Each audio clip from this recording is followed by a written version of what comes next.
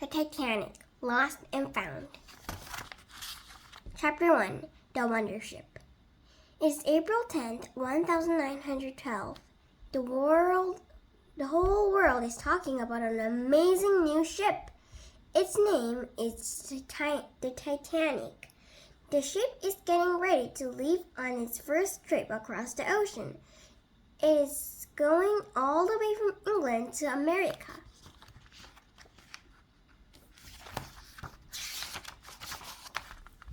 Newspapers call the Titanic the Wonder Ship. They say it's like a floating palace. The Titanic has restaurants, a post office, even a gym with a toy camel to ride. This picture shows the ship as if it were sliced open. The fancy rooms are on the top deck. On the lowest deck, you can see the squash court and the swimming pool.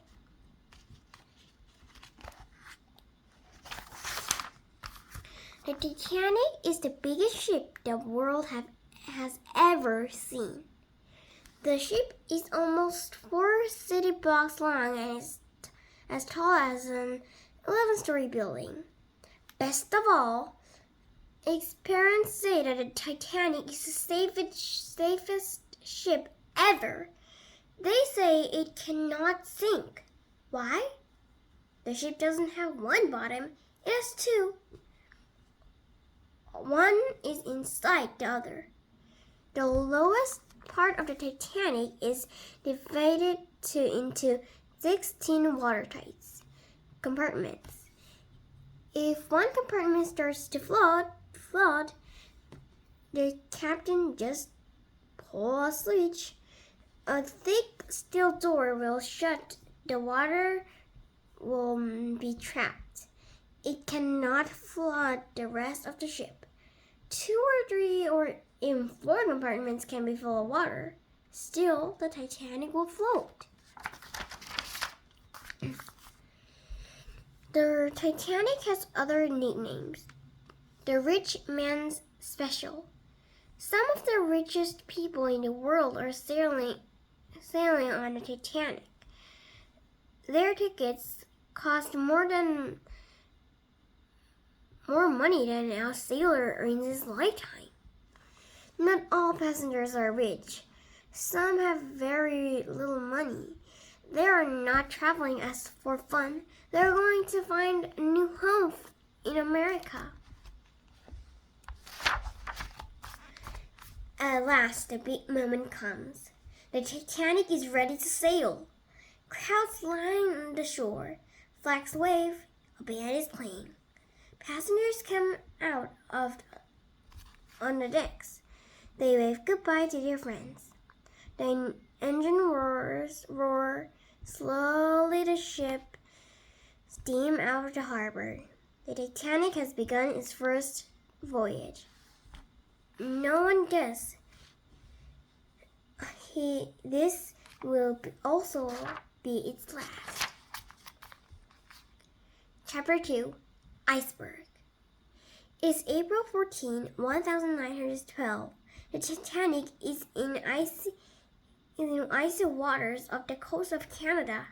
It is almost midnight. The ship is quiet. The sea is smooth and glass. The air is beating cold. The passengers have had a good dinner. Some of them are still playing cards. Most are sleeping in their rooms. It is a good night to be inside, but the lookout must watch for danger. He is high above the ship in the crow's nest. He stares into the darkness. Suddenly, the lookout sees a dark shape. It is a mountain of ice, and the Titanic is heading right into it. The lookout rings an alarm. He calls the iceberg straight ahead. A seaman is below, steering the ship. He turns to turn the ship away, but it's too late. The giant iceberg scrapes along the side of the ship. There is a bump, a grating noise. It doesn't seem like much. Some people do not even notice.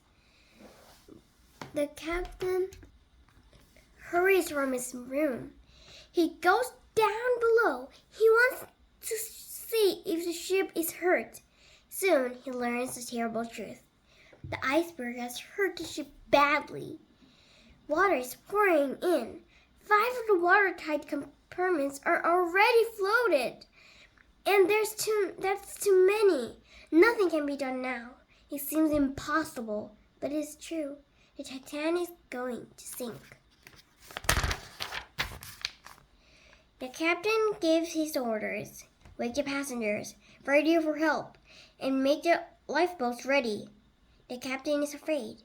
He knows that 2,227 people are on board, and there are only enough lifeboats for 1,100 for them. The passengers do not notice. As people come out on deck, they laugh and joke. Some are in evening gown. Others wear life jackets over pajamas. But they are not worried. They still think they are on a ship that cannot sink. Get in the lifeboats, the sailors tell them. Women and children go first. Men go only if there is room. Many do not want to get in. The big ship seems so safe. The little lifeboats do not. The sailors are in a hurry. They know there is trouble. They rush people into the lifeboats. Some are only half full, but the sailors lower them anyway. Many passengers are far from the lifeboats. They are the poor ones. Their rooms are down below. They know there is trouble too, but they do not know where to go. A few try to find their way out. They go upstairs and down halls. Some are helped by seamen. Most just wait below. In the radio room, the operator calls for help. Other ships answer, but they are many, many miles away. One ship is not far away. Its name is the Californian. This ship is only 10 miles from the Titanic. It could reach a sinking ship in minutes and save everyone. The Titanic's operator calls again and again, but the Californian does not answer. It is late at night and the ship's radio is turned off. No one on board hears the call for help. The Titanic tries to signal the Californian. It sets off rockets that look like fireworks. Sailors on the Californian see the rockets, but they do not understand that the Titanic is in trouble, and so they do not come. On the Titanic, the band is playing. The music is cheerful, but people are afraid now. The deck is slanting under their feet. The ship tilts more and more. The lower decks are underwater. 2 lifeboats are left, but the sailors cannot get them loose. Hundreds and hundreds of people are still on board, and by now they know the end is near. An old couple hold hands. The wife will not leave her husband. One man put on his best clothes. I will die like a gentleman, he said. Some people jump into the icy water. A few are lucky. They reach a lifeboat. The people in the lifeboats row away from the Titanic. Everyone is staring at the beautiful ship. Its lights are sparkling. The lively music drifts across the water. Then the music changes. The band plays a hymn. One end of the huge ship slides slowly into the ocean. The music stops. There is a great roaring noise. A million sparks fill the air. The other end of the ship swings straight up. For a moment, the Titanic stays point at the stars. Then it disappears under the black water. Chapter 3. Never Again. It is 2:20 a.m. On April 15, the Titanic is gone. The people in the lifeboats stare into the night. The sky is full of shooting stars, but it is dark. And it is bitter, bitter cold. Most of the lifeboats have drifted away from each other. People just wait, and they try to get warm. Some have fur coats, others are wearing bathrobes and slippers. One man is in nothing but his underwear. Coldest of all are the ones who jumped from the ship and swam to a boat. Their hair and clothes are frosted with ice. One lifeboat is upside down. About 30 men are standing on it. They lean this way and that to keep the boat from sinking. Ice waves splash against their legs. One lifeboat scoops back to try and help. They save one man. He is floating on a wooden door. They do not find many others. No one can last long in the freezing water. Hours pass. The sky grows lighter. It seems as if help will never come. Then suddenly a light flashes, and then another. It is a ship. The Carpathia.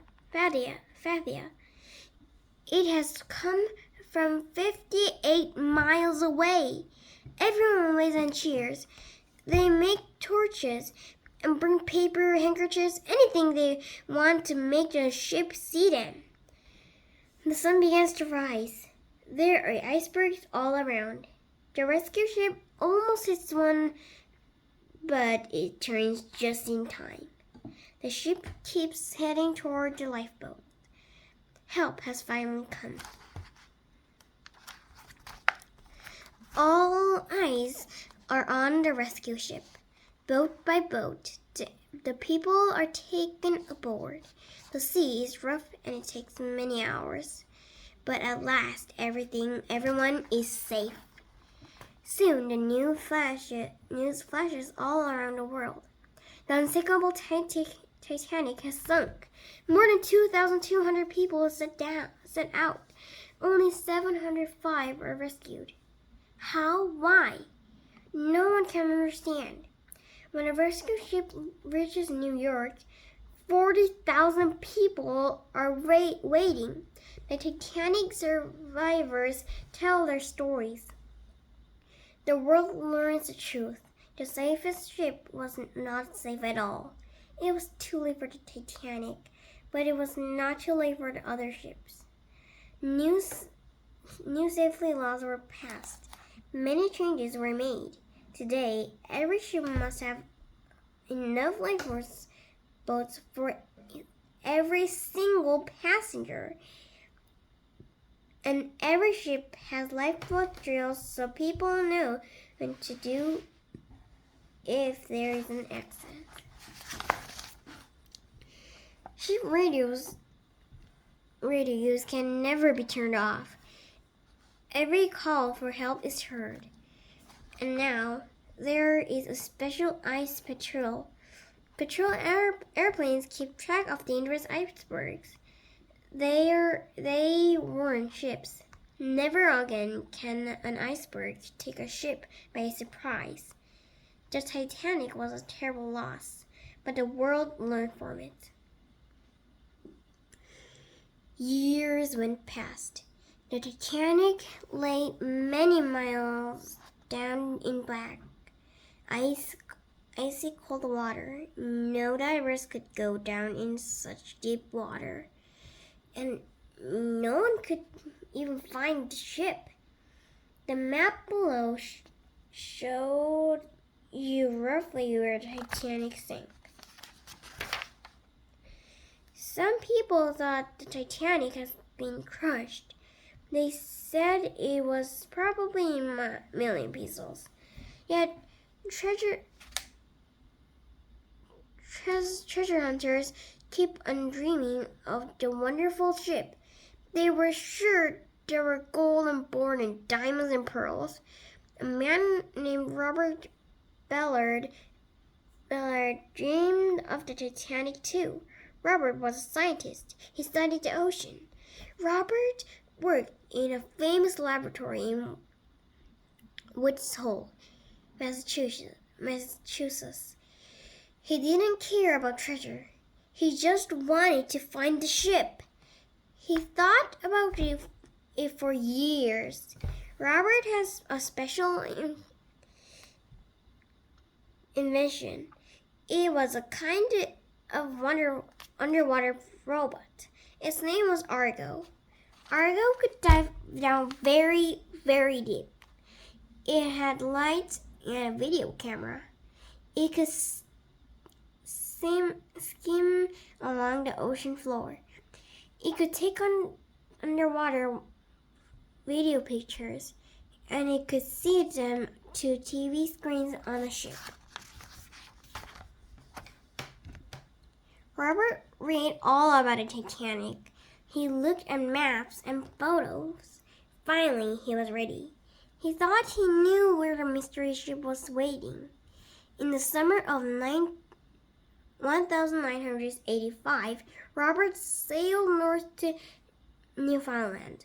He went with a team of scientists. He took Argo with him. Robert sent Argo hunting. He didn't even have to get his feet wet, but he had to do a lot of watching. For days, it was the same.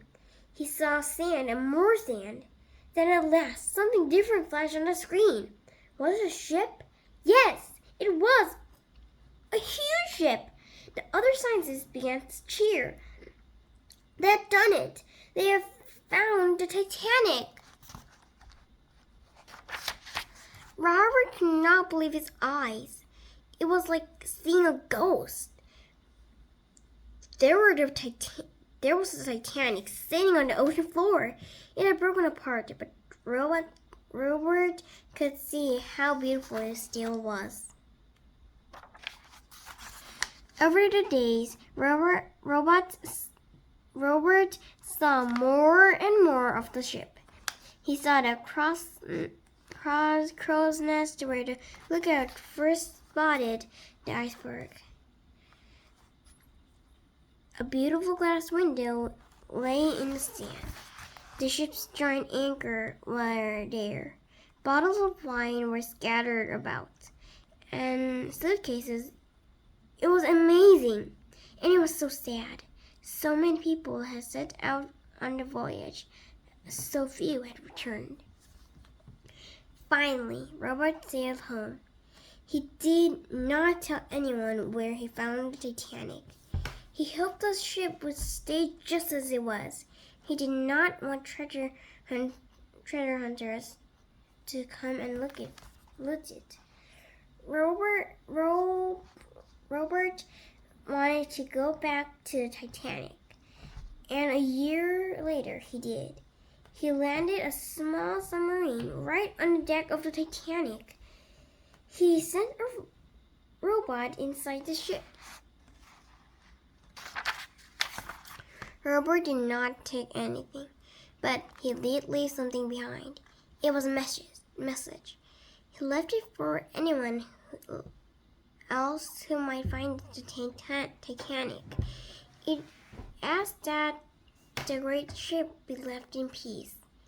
All over the world, people were thrilled by Robert's work. To some, it was very special. They had sailed on the Titanic.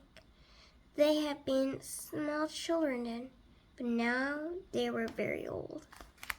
But they had never forgotten the unsinkable Titanic. The world would never forget. The end.